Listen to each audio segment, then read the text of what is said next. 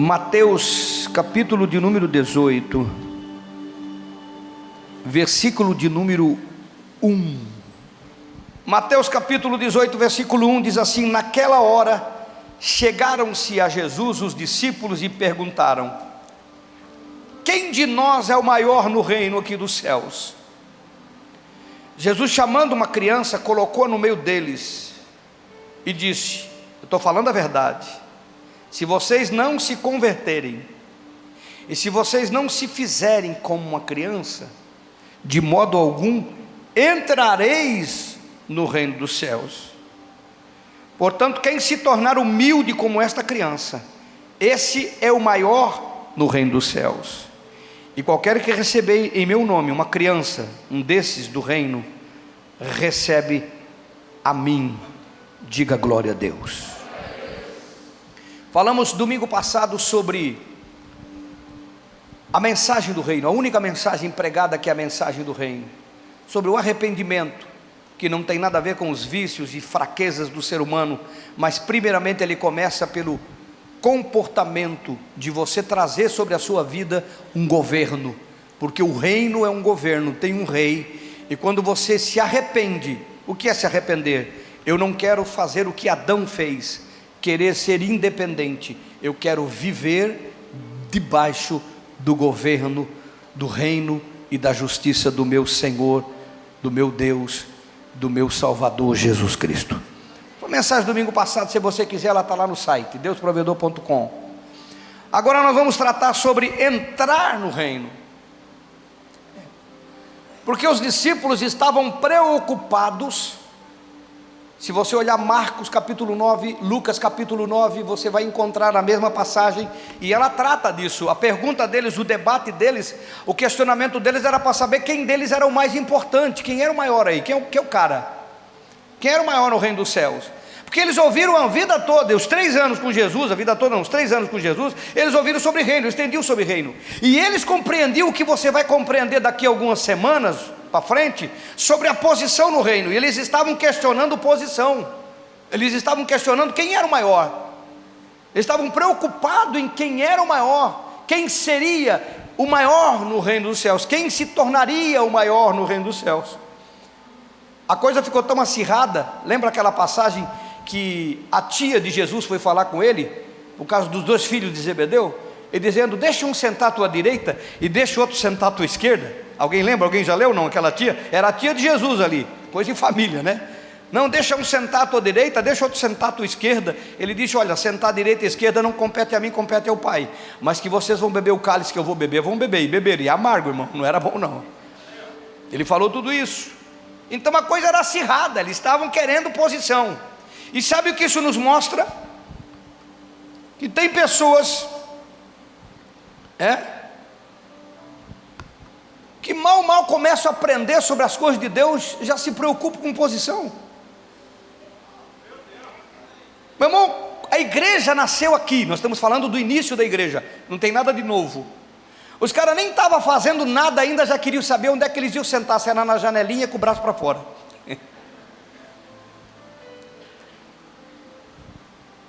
Tem nada de novo aqui, irmão. Tem gente que não produz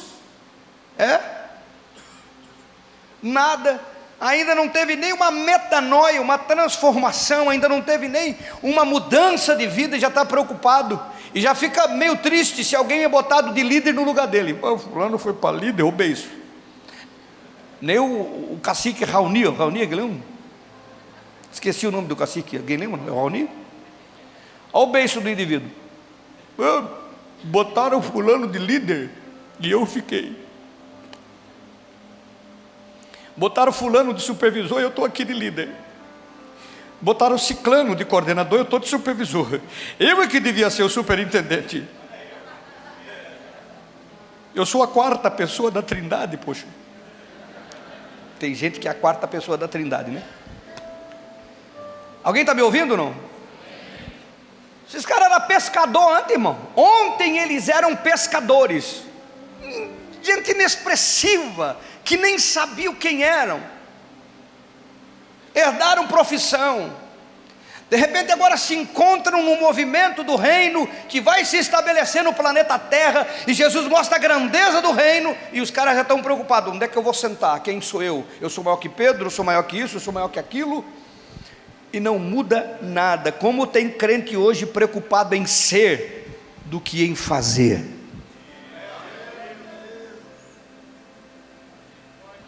Como tem crente preocupado em ser do que em fazer. E nós fomos chamados para fazer. O ser é uma consequência. Diga para o seu irmão: nós fomos chamados para fazer a obra.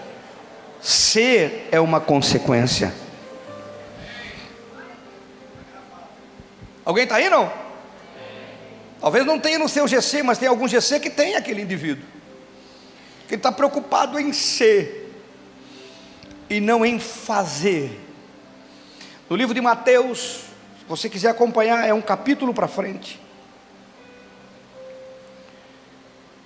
No capítulo 19,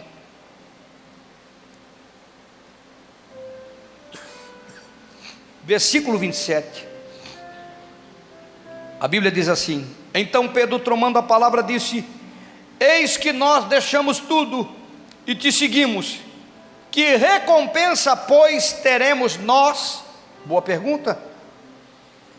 Ao que lhe disse Jesus: em verdade vos digo, a vós que deixaram tudo e estão comigo, que na regeneração, quando o Filho do Homem se assentar no trono da sua glória, sentar-vos-ei também vós sobre 12 tronos, para julgar as 12 tribos de Israel. Uau!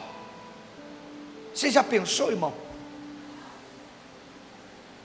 Pessoal que era pescador, mamãe, não está falando de 80 anos, ele não está falando de 60 anos, de 50 anos, e depois se aposenta, não. Jesus está falando: vocês vão sentar em 12 tronos. E desde que nasceu Isaac, até o último judeu que morrer na grande tribulação e depois do milênio, desses que nasceram, vocês vão julgar. Toda uma história de uma nação. Faz ideia do que é isso? Meros simples pescadores, de repente se tornaram juízes de uma nação e de uma história, pelo fato de que entregaram a sua vida a Cristo e se dedicaram em trabalhar pelo reino de Deus.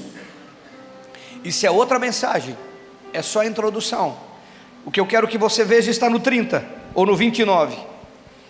29 diz assim: e todo aquele da comunidade Deus provedor que tiver deixado casas, irmãos, irmãs, pai, mãe, filhos, terras, por amor do meu nome, receberá 100 vezes mais e herdará a vida eterna. Entretanto, porém, muitos que são primeiros serão os últimos, e muitos que são últimos serão... Por que ele fala de muitos? E por que ele fala que haverá primeiros e últimos? Porque são posições. Eu não estou pregando sobre recompensa hoje, isso aqui é só introdução. Mas eu queria que você entendesse por que ele está falando que os primeiros serão últimos. Porque aqueles que têm eminência aqui nesta existência, nesse plano, nessa história da humanidade, nesta geração, às vezes não cumprirão o seu propósito de existência, e daí perderão posição. E muitas vezes aquele irmão que está ali agora no pátio, estacionando, dando direção, aquela irmã que está lá cuidando do berçário, mas está cumprindo o seu papel, fazendo a sua parte no reino. Quando chegar o dia da recompensa, o Senhor vai dizer: você fez a sua parte, entra para o gozo, recebe galardão, vai ser colocado como líder em cima. E muitas vezes aquele que está no altar, eu estou falando do altar, que tem toda a eminência, que é tido como os primeiros, serão os últimos, porque não cumpriram como deveriam cumprir o seu papel. Alguém está entendendo? Levanta a sua mão. Porque para Deus é o que eu devo fazer de certo, e não a posição que eu tenho na terra. outra mensagem. Por que eu estou lendo isso aqui? Para que você entenda, não procure posição, procure cumprir o seu trabalho para o Senhor. É isso ou não? Alguém está entendendo? Eles perguntaram: quem de nós vai ser o maior? Quem é o cara aqui? Jesus não respondeu a resposta que eles perguntaram. Jesus deu uma orientação que eles não tinham compreendido. Eles estavam preocupados com posição e eles não tinham nem entrado. Eles estavam preocupados com uma coisa que ainda não existia para eles. Eles estavam preocupados com o final e não estavam vivendo o começo. Eles estavam preocupados onde acabava e não sabiam onde era a porta. Eles estão preocupados com o que vai acontecer lá, se eles não tinham nem feito o que está acontecendo aqui. Tem gente preocupada com o céu, mas não vive o reino na terra. Está preocupado com a eternidade, mas não vive aqui, irmão. O reino começa agora. Diga para o seu irmão: o reino começa agora. É agora que está começando o reino. E para entrar no reino, Jesus disse: vocês estão preocupados com posição, com o final, com o que vai acontecer, com a recompensa que vão ter, mas eu quero que vocês entendam que para entrar no reino, pegou uma criança, botou uma criança no meio deles, e disse: se vocês não se tornarem como uma criança, vocês não vão entrar no reino. E ele estava falando de futuro. Alguém está me ouvindo? Se vocês não se tornarem, se vocês não se posicionarem e não se esforçarem para ser semelhante a uma criança como esta. Ele deu o exemplo, ele mostrou: eu devia ter uma criança aqui. Anderson, se não fosse esse bigode, tu ia ser a minha criança hoje. Mas ia ficar uma criança esquisita com esse cavanhaque. Então não dá. Alguém está aí, não? Ele pegou a criança, mostrou a criança e disse: se vocês não se tornar como uma criança, vocês não entram no reino. Não se preocupe, você precisa entrar. Alguém está aí? E eu separei aqui 5 características de criança. Daquela criança criada com o pai, com a mãe, com os avós, normal, criança sadia, saudável, emocionalmente equilibrada, criança. Mas Jesus disse: nós temos que ser semelhante, nós temos que buscar esta semelhança. 5 características apenas, para você compreender o que Jesus está pedindo para a gente. Primeira característica importante de uma criança: a criança não guarda mágoa, não guarda rancor. Está vendo aí o de mal? Você que está de mal, está vendo aí ou estou ofendido? Quem está escutando? Está escutando bem lá atrás, não? É eu não, é Jesus, irmão. Se torna como uma criança. A criança não guarda mágoa, não guarda rancor. Você briga com a criança, chama a atenção da criança. Eu não guardava mágoa da minha mãe, nunca guardei mágoa da minha mãe. E criança não guarda mágoa. Você chama a atenção, você corrige ela, você chama a atenção dela. Ela não tem reservas no seu coração. Se você não se tornar como uma criança, não ter reservas. Alguém está me entendendo, irmão? São apenas 5 características, mas são importantes. Mateus capítulo 5, versículo 39, para você deixar registrado. Jesus diz assim: se alguém te bater numa face, mas está escrito, mesmo escrito, tem gente que parece que não lê. Se alguém te bater numa face, ninguém leu não? Se alguém te bater numa face, oferece a outra. Se alguém te tirar a capa, dê a túnica. E se alguém te obrigar a andar 1 quilômetro, anda 2. Vai além do que as pessoas estão te pedindo. Nós estamos falando em entrar no reino. Se fala de reino, se fala de reino, se fala de reino. Nós vimos a mensagem do reino, agora estamos na porta do reino. Você tem que se tornar como uma criança. Você não pode ficar guardando coisa, irmão. Você não pode ficar guardando mágoa, picuinha. Vingança então não cabe a crente. Tentando prejudicar, feliz quando o outro se ferra. Aí se ferrou. Que reino é esse, cara? O que nós estamos vivendo? se torna como uma criança.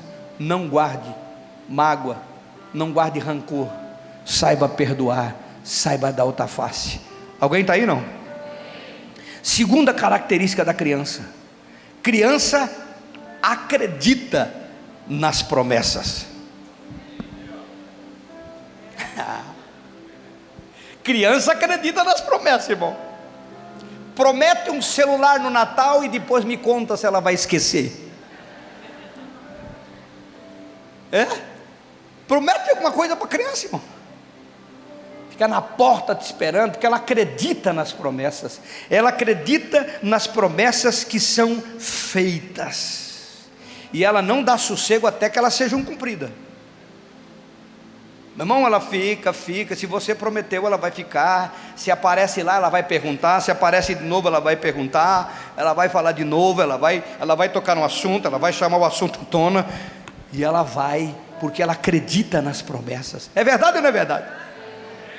E tem criança sabe disso. Promete uma bala, promete um chocolate, diz que vai levar. E não chega com o chocolate, com a bala para ver. Ela acredita nas promessas. Quem está aí, irmão? Quem está aí? Meu Deus.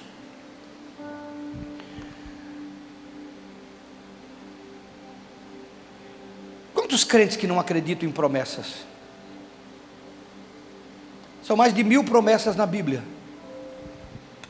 O adulto é desconfiado. O pior é que ele traz isso para o relacionamento com Deus. Ele traz isso para aquilo que ele tem com Deus. Alguém prometeu uma coisa, um serviço não fez. Alguém prometeu algo não fez. Alguém prometeu cumprir alguma coisa, entregar alguma coisa, fazer alguma coisa e não fez. Ele começa a criar um coração bloqueado com promessa. O pior é que ele transfere isso para Deus. Ele vê as promessas na Bíblia e ele não acredita, porque ele acha que Deus é homem para que minta, e não é homem para que minta. A Bíblia diz que Deus, a Bíblia diz bem por isso, Deus não é homem para que minta. Se você se decepcionou com o patrão, com um amigo, com pessoas da família ou fora da família, se você se decepcionou com vidas humanas que prometeram e não cumpriram, você não pode transferir isso para um relacionamento com Deus. Se você tem que se tornar como uma criança, acreditar nas promessas do teu Pai Celestial. Mas quantos não acreditam? Precisa acreditar, se tornar. Mateus, aliás, a carta do Evangelho, a carta de João, 1 João, no capítulo 5, só para deixar registrado, no versículo 10, diz assim: quem não acredita em Deus, o chama de mentiroso. Vou falar de novo: quem não acredita em Deus, o chama de mentiroso. Não está nessa expressão que eu estou dizendo aqui. Aquele que não crê em Deus, mentiroso faz. Essa é a maior das traduções de Almeida. Aquele que não crê em Deus, mentiroso faz. Quer dizer, quem não acredita no que o Senhor fala, está chamando ele de mentiroso.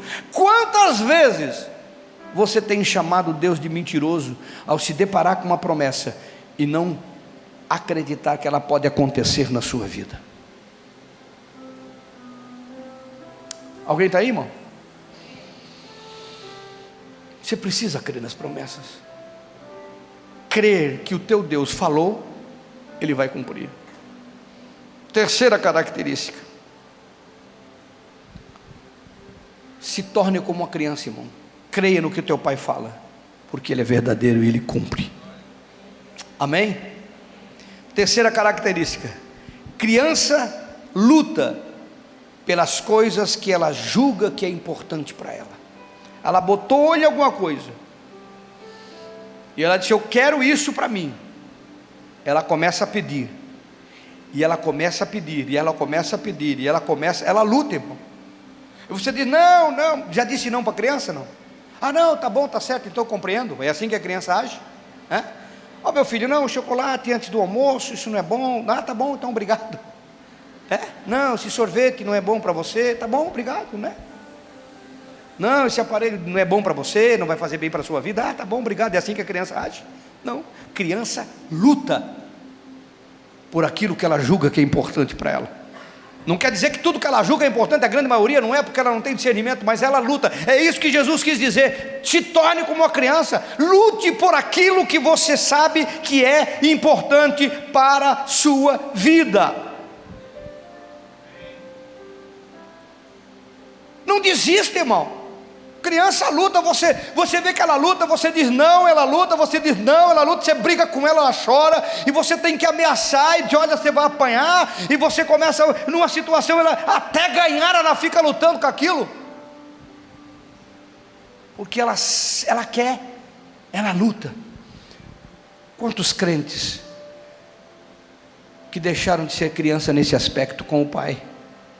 Isso porque Jesus fala aqui no livro de Mateus, no 7, no versículo 7, para deixar registrado, ele diz assim: buscai e achareis, batei e abri-se-vos, pedi e recebereis, porque o que pede recebe, o que busca encontra, o que bate a porta será aberta. Ele está dizendo: pede, busca, bate, que você vai receber. Está incentivando você a ser aquela criança chorona, insistente. Ele até falou da viúva e do juiz iníquo, quando ele diz: aquele juiz estava lá e dizia: eu não temo a Deus, eu não temo ninguém, mas essa mulher fica todo dia, eu vou atender ela e pronto, para não me incomodar mais com ela. Jesus incentiva a gente a lutar pelo que a gente quer. E tem crente que desiste. Tem crente que ora uma semana, não, já orei, se Deus quisesse. Quando ora uma semana, né? Tem crente que ora 2 dias.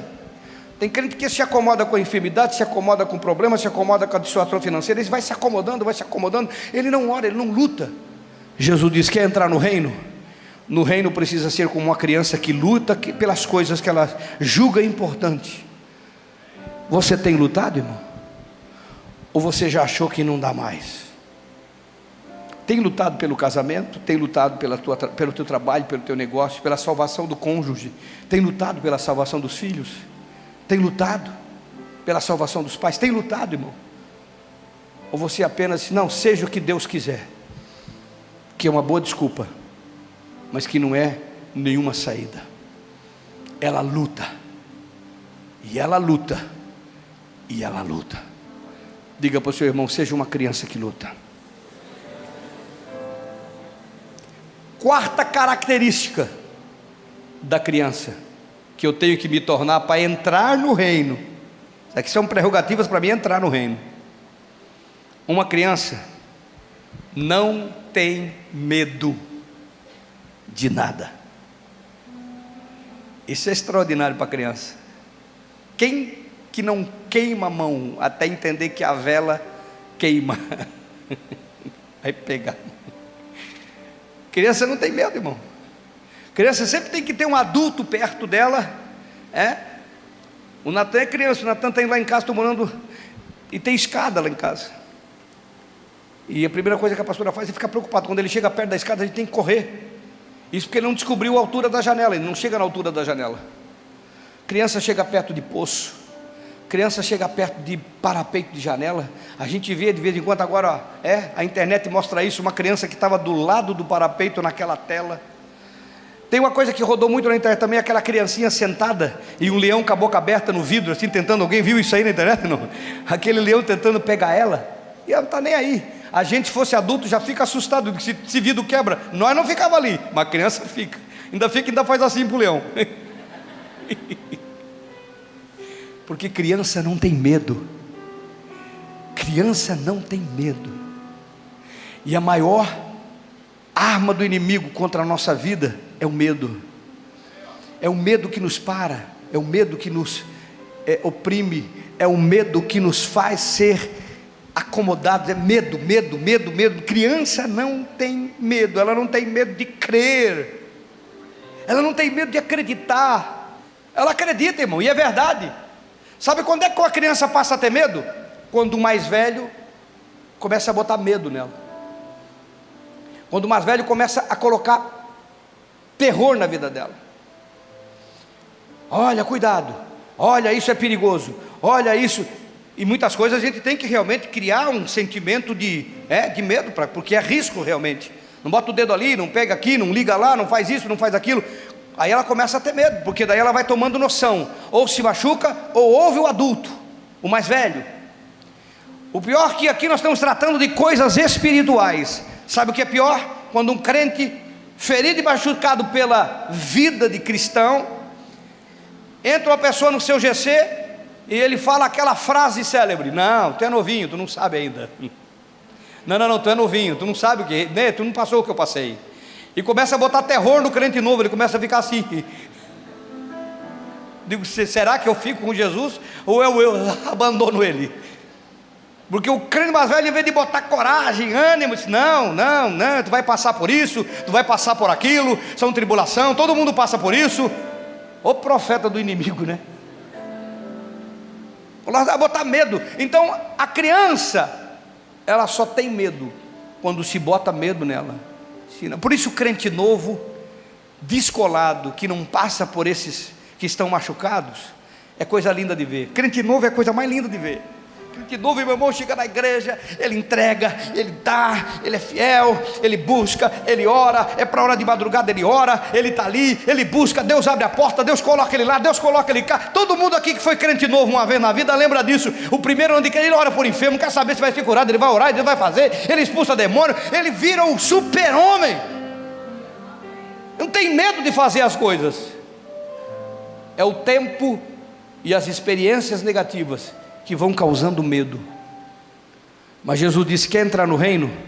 Você tem que novamente se tornar uma criança, tem que tirar esse medo fora da tua vida, porque tem coisas no reino que você vai precisar ter coragem, ou pelo menos não ter o medo de agir e de fazer. Alguém está me ouvindo? O novo alcança coisas por isso, que ele não tem medo. E o crente de idade não alcança porque tem bloqueio, chama-se medo. Eu vou falar de um medo aqui que é pertinente. Quantos que têm medo de devolver o seu dízimo e de entregar uma oferta? Muita gente tem medo de devolver o dízimo e de entregar uma oferta. E o medo da grande maioria das pessoas é porque ele acha que vai faltar. Se eu entregar, será que não vou conseguir? Será que vai chegar? É medo que vai faltar. A grande maioria é porque vai faltar, é medo. A minoria tem medo por outro motivo. A minoria tem medo porque vão usar aquilo que ele entrega do jeito que ele achava que não devia. Vão ficar, vão gastar, vão comprar o que eu acho que não devia. Alguém vai se apoderar do que eu estou entregando. É outro tipo de medo, mas é medo também. E existem outros tipos de medo para a pessoa não dizimar e não ofertar. Deixam de cumprir um princípio por causa do medo. E você pensa que medo é brincadeira, meu irmão? Não é brincadeira que a Bíblia diz: eu não vos dou espírito de medo. Espírito Santo não gera medo na gente, mas um espírito de poder, de moderação. O medo é um espírito do inimigo. Se você não se tornar como uma criança que não tem medo, criança não tem medo. Criança que não é assustada com água, ela se joga na água, se joga na piscina, tem medo. Se torne uma criança sem medo. Diga para o seu irmão: se torne uma criança sem medo. E o quinto princípio que Jesus nos ensina, tem muitos, mas eu estou separando esses 5. Quinto princípio que Jesus nos ensina: criança tem sonhos grandes e altos. Meu irmão, criança não pensa pequeno. Quem está aí? Quem está aí? Estão me ouvindo bem lá atrás, não? Criança não pensa pequeno, irmão. Já viu que a criança diz assim, ó: quando eu crescer, eu quero ser catador de papel. Não? Quando eu crescer, eu quero ficar preso. Eu não quero criança falando dessas coisas. Quando eu crescer, eu quero ser uma pessoa que não tem expressão.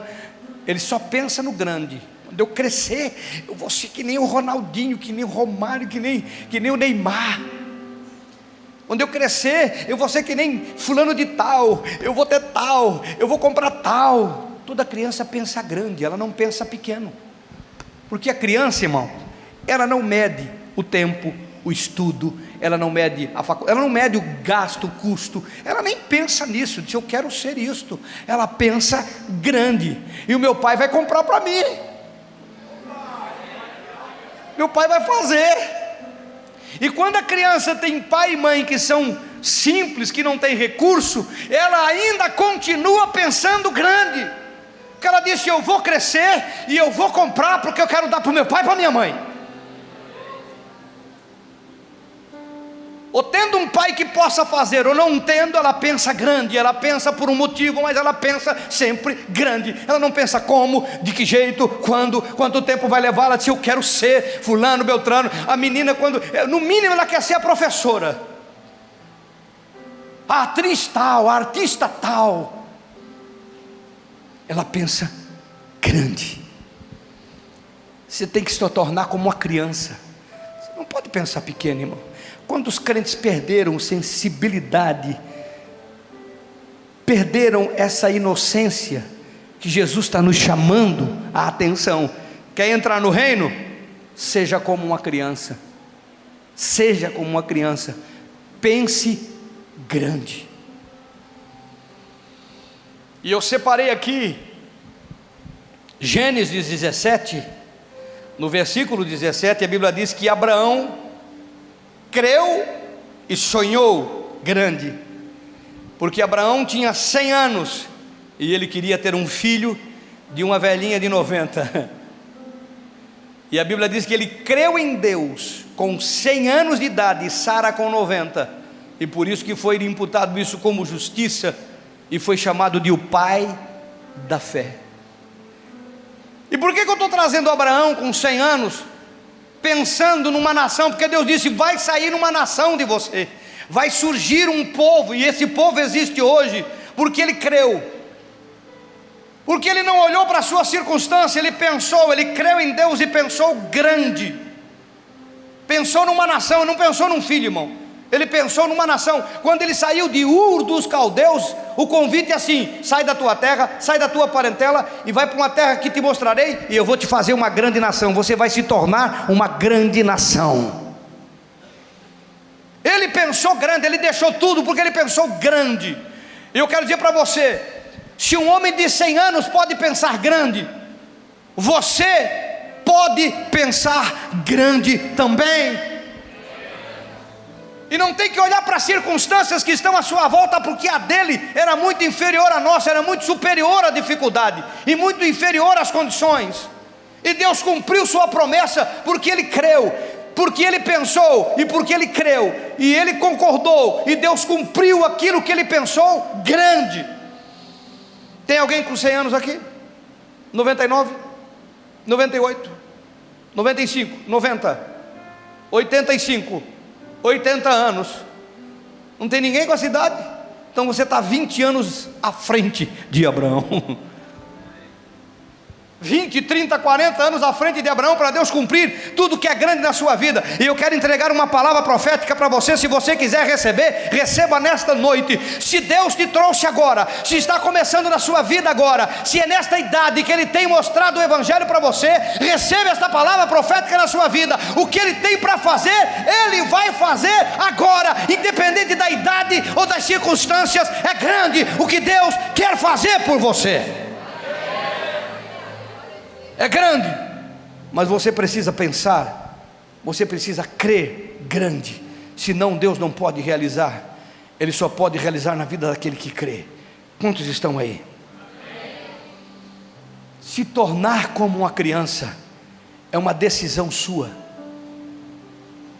não é uma imposição de Deus. Ele está dizendo, quer entrar no reino? Para entrar no reino, não pense em posição, pense em se tornar como uma criança, que não guarda mágoa e rancor, que acredita nas promessas que o Senhor faz, que luta pelas coisas que julga importante, que não tem medo de nada e que tem sonhos grandes. Isto é ser uma criança, e é isso que Jesus espera de você. Fica de pé no seu lugar.